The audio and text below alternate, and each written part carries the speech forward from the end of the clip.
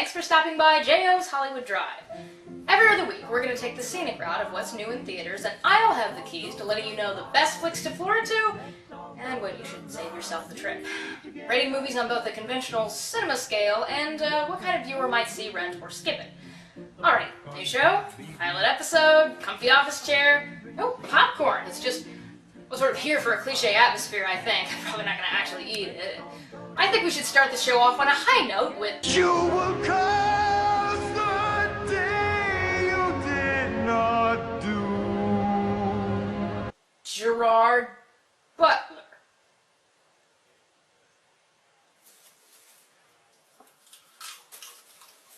Oh. Oh.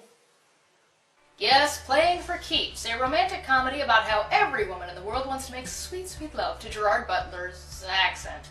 Potentially his hair, mostly his accent. In all seriousness, Playing for Keeps follows the life of a down-and-out soccer star who was too perfect to keep dominating the sport, so he injured his leg off-screen, and immediately no one cared about him and he was broke. Funny how that works.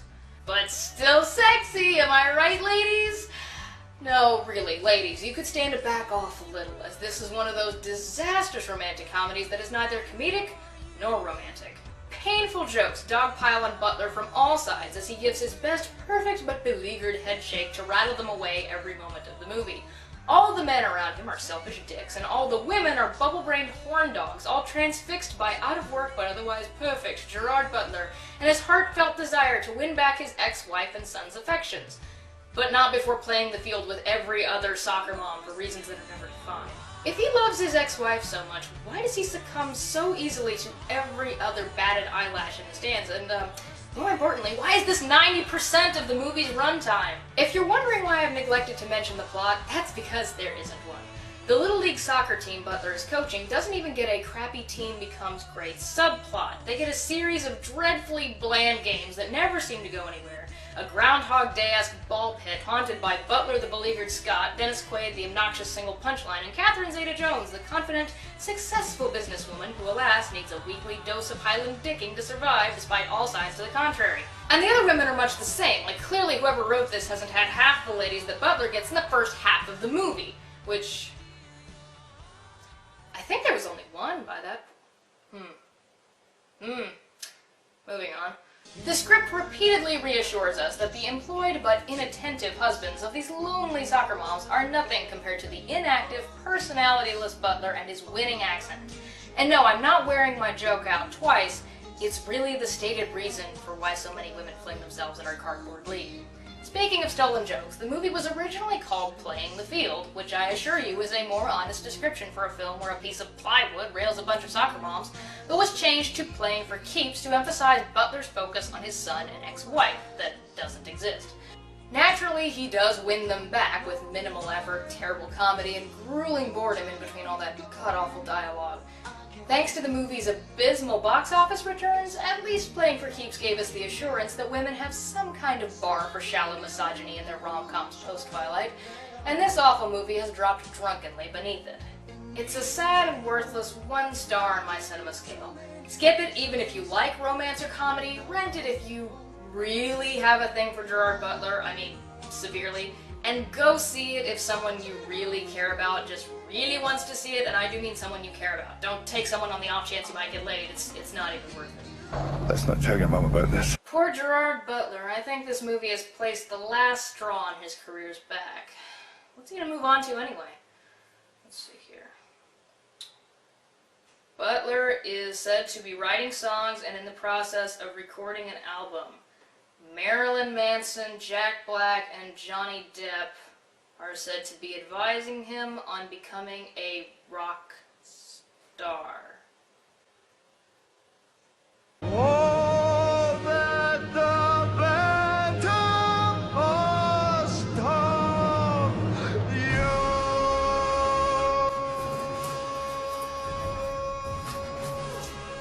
Moving on. Far over the misty mountains cold,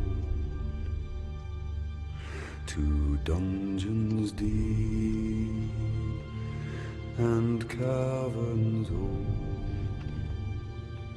This this is the movie people really want to hear about, I think.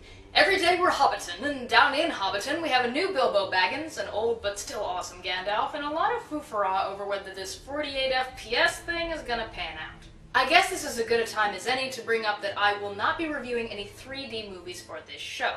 I won't be reviewing 3D-only experience films like Cirque du Soleil Worlds Away, or old re-releases vamped up to 3D like Monsters Incorporated, and when I talk about movies with a 3D or non-3D option, I'll keep the discussion to the film itself, no matter which way I saw it, and not touch on the 3D. Although, to put personal preference out there, I've seen, even quite recently, some well-shot 3D movies that use the technology the way it was meant to be used, like the otherwise embarrassing Prometheus and the captivating slow burn of brilliance in Hugo. But it does seem like a distraction to me. It can't make an okay movie good, or a bad movie okay, but only somewhat enhance or dampen the initial theater viewing, so I'll judge the movie by the movie and not by what kind of glasses I was watching it through. Plenty of people have talked about the 48 FPS thing already, and if it's worth it, or you can discern how it works through your own eyes, literally if you want. What about the unexpected journey itself? Well, the most unexpected thing about it is the story revolves mostly around Gandalf. To turn 100 pages of book into 170 minutes of movie, The Hobbit liberally incorporates smatterings and elements from the Silmarillion and extended Tolkien works, along with a subplot involving a being known as the Necromancer, to not only pad out the length, but push the more upbeat Hobbit book into adopting a dark, epic tone congruous with Jackson's LOTR trilogy. And weirdly enough, the approach works. In fact, it worked really well.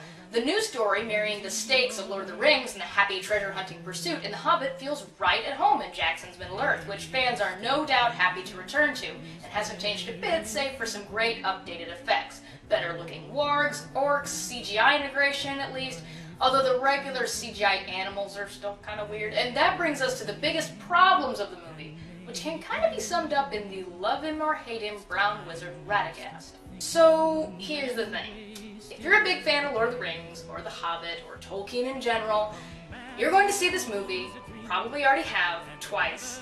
My opinion does not serve you much, because I'm in the Hobbit hole with you. Jackson's Lord of the Rings films are some of my favorite movies of all time. I have the extended cuts memorized, and have a great deal of affection for Tolkien and his contributions to fantasy writing on the whole.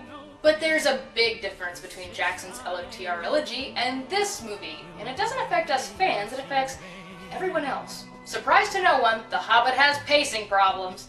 It's over 40 minutes in before Bilbo even thinks of leaving the Shire, and hiccups and overindulgence continue throughout the movie until its 2 or 3 different endings plop on top of you. Getting back to Radagast, though, the movie also has tone problems tied to it being both a very faithful adaptation of a fun book and an attempt to mirror 3 serious movies. The scatterbrain, not really tied to the plot very well, Radagast, is a lot of fun. I love the performance. But he doesn't belong in this movie, and anyone not in punch-drunk love with Tolkien would be in their rights to say he's annoying and distracting. As I mentioned at the top of the review, the movie is completely about Gandalf and partly Thorin Oakenshield for the first 2 hours before Bilbo resumes his role as protagonist near the end. And the movie, despite that 2 hours of exhaustion, suddenly becomes truly captivating for the first time during his confrontation with Gollum, who once again proves that Andy Serkis should have a goddamn Oscar by now. They stole it from him, the tricksy thieves. We know safe paths for hobbits. Safe paths in the dark. Shut up! I didn't say anything. I wasn't talking to you. The Hobbit was always meant to be about Bilbo, and this bloated, albeit well-acted and beautifully produced epic forgets that so completely that it becomes a playground for fans and only fans, not really accessible to newcomers in the way the fast-moving original films were at all. And that's a shame. But hey, still a good time at the movies. Provided you don't have any other plans that day, this is a must-see, and I give it 3 stars out of 4 on the cinema scale. Go see it if I don't have to tell you to go see it. Rent it if you're willing to forgive the sloppy pacing and enjoy some high fantasy spectacle for 3 hours despite it, not being the best execution of the story. And skip it if you just sorta like Lord of the Rings, because this is more, but certainly not better than those films. Do you want to come on my trip with me, Mom? You want to drive cross-country with me? Yeah. No, it's, we won't be gone long. It's only 8 days. I can't wait! Andy, I am so excited! All right, the adventure begins. Promise me you'll never pick up a hitchhiker. Promise I will never pick up a hitchhiker. Good. They rape. I figured it out. The guilt trip is the ride you take back from the theater after seeing the guilt trip. Also, screw you, movie, for making me use even more car puns. I have to waste enough as it is with this silly gimmick for my show. I don't need help with, of all things, a Rogen and Streisand road trip movie. Rogen, okay, he's had his ups and downs, but people rightfully tend to get itchy when he strays away from Apatow's guiding hand. And boy, has he strayed right into the minefield that is movies with Barbara Streisand in them, which I'm pretty sure is the marker over the door to the fifth circle of hell. Add to that, this movie is very much contents as labeled. There are no other supporting characters or side plots to distract from Rogen and Streisand trekking across the USA to ultimately get a job and meet a man, respectively. They're not just the stars of the movie, they are the only real characters in the whole thing, and you're in the backseat with them and only them. Now, all that out of the way, I was just playing for hyperbole. This movie's totally okay. Now, I should clarify, that doesn't mean it's any good, exactly. But in a world filled with sour, obnoxious mugging, overlong gags, and uncomfortable uncomedy, there's not a painful moment in this entire film. Its worst crime is actually just being sweet, saccharine, and safe. The script is paint-by-numbers predictable and benign, but there are some genuine laughs now and again, solely due to Streisand and Rogen's chemistry. No, really. Rogen's leanings to douchey loser shift into relatable loser against Streisand's leaning from melodramatic overbearance that become familiar old-world momisms. The two actors really gel and manage to wring some chuckles out of tepid material and make each other 1,000 times more likable than I imagined they'd be in this going in. Basically, the movie is mild and pleasant because it's familiar. This isn't a road movie filled with incomprehensible situations and hammy overreaction. Aside from the tidy predictability, it's weirdly real and down to earth. You know these insecure guys, you know these overly doting moms, and it's hard not to appreciate the honesty of the performances here, despite TV movie material. It's not horrible, not at all. What it is, however, is a sappy mom movie. But those have their purpose, and while I wouldn't watch it again, gentle painlessness was a pleasant surprise on this road trip. I give it 2 stars out of 4 on the cinema scale. Go see it if you like Rogen or Streisand, who do well here. Rent it to watch with your mom and make her happy, and skip it if you can't stand lukewarm, chintzy comedy.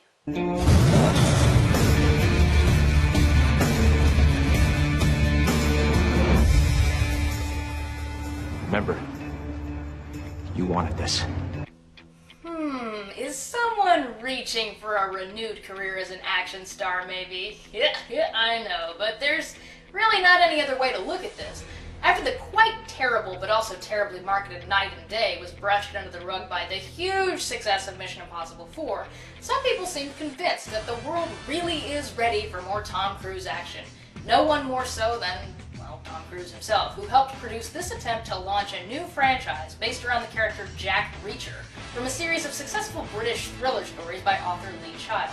Now, if you're rolling your eyes as I was at a hardened, grizzled Cruise comeback, let me tell you right now, you are completely wrong about this movie. But you are right about Cruise. Let me put it this way. About a year ago, there was a little, surprisingly artful, decently entertaining action movie called Contraband, starring Mark Wahlberg. It was terrifically successful, but only because it had a starting budget of $25 million. Spending less to make more. Maybe studios should do more of that. Easily the weakest part of the film, however, was its Wahlbergian hero attempting to come across as a hardened smuggler, and all the hilarious exposition assuring the audience that he was a recovering anti-hero, a razor's edge from the dark side. Why you eyeing my cocaine, boy? What? No! The Marky Mark drug smuggle gambit was, needless to say, not convincing. And Jack Reacher isn't too many steps off from that. He has murder in his blood, but always fights to do the right thing. Looks at women and they fling themselves at him, but he holds back for their protection, etc. He's a super soldier gone vigilante, and I swear to you, there is an entire conversation with Reacher's leading lady that is shot like this. So you're saying the murder victims were connected? 2 out of 5 people knew each other. That's more than coincidence. Yeah, no, sorry. Cruise regaining an action foothold might be possible, but he's a little too old and publicly overexposed to be playing this part. Night and Day was awful, but at least it knew that Cruise has to be taken lightly rather than seriously at this point. And that brings us to another problem of the movie. It takes itself